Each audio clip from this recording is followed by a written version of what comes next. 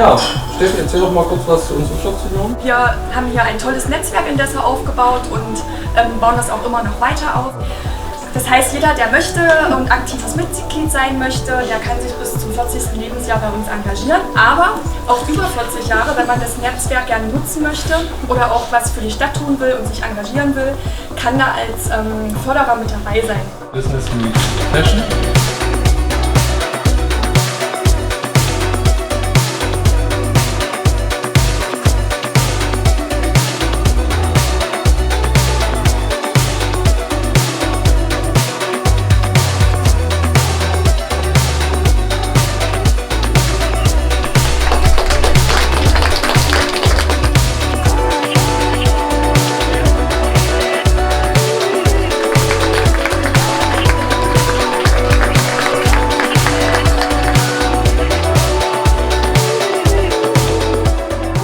Also, eigene Hochzeit, Bundeskonferenz der Wirtschaftsjunioren und Einladung zum Empfang.